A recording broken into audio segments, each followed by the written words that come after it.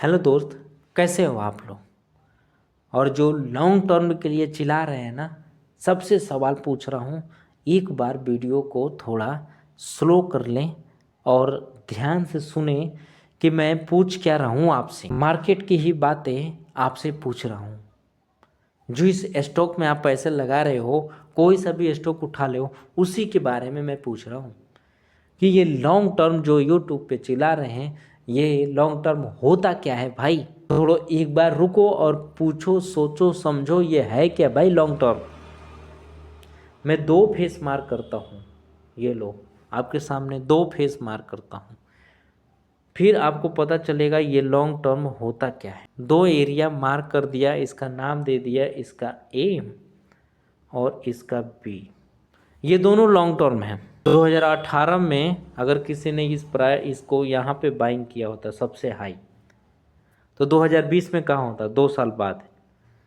2 साल बाद उसके लगभग पैसे 70 से 80% टूट गए होते हैं।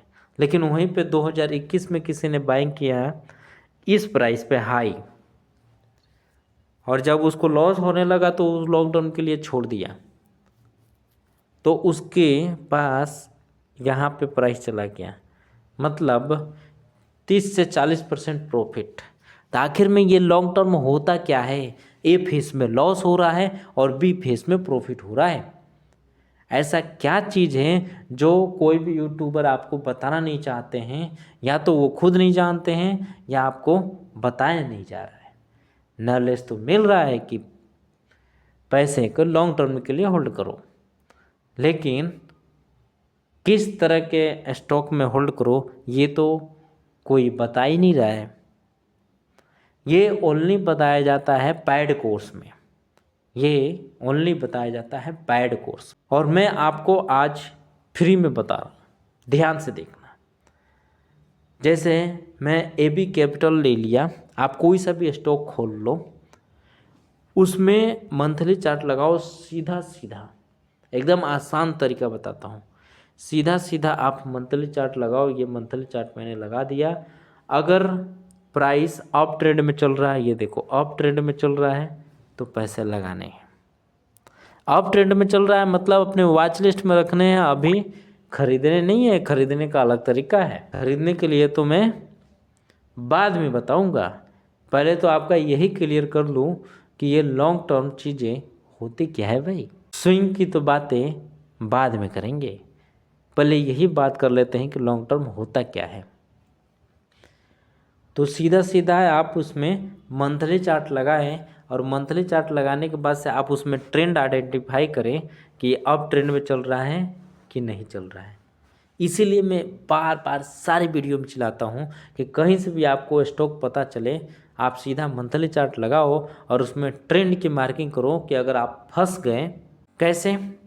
अगर आप फंस गए मतलब अभी जो गिरावट 1.5-2 महीने से चल रहा है, मान लो कि आपने यहाँ पे कहीं खरीदा था और 3-4 महीने के बाद से आप फंस गए इसमें, तो अब हमें पता है कि हम अप ट्रेंड वाले स्टॉक में हैं, तो हमें लॉस कहाँ तक होगा, कहाँ तक लॉस होगा और कौन सा लाइन कट जाएगा तो हम बाहर निकल जाएंगे, ये सारा चीज़ें आपको पता है, तो आप एकदम शांत बैठे हो, आपको ज़्यादा लॉस नहीं होगा।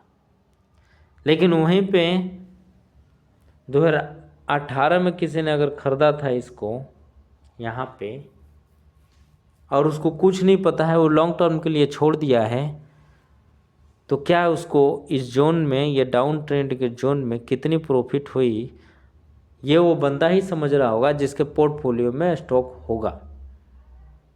अगर आपको भी इस तरह की लॉस लगी है तो आप ये समझ लो कि आपने ट्रेंड पहचाना नहीं और गलती से घुस गए और उसी ट्रेंड को लॉन्ग टर्म के लिए गलती से होल्ड कर दिए, इसीलिए आपको लॉस हुआ।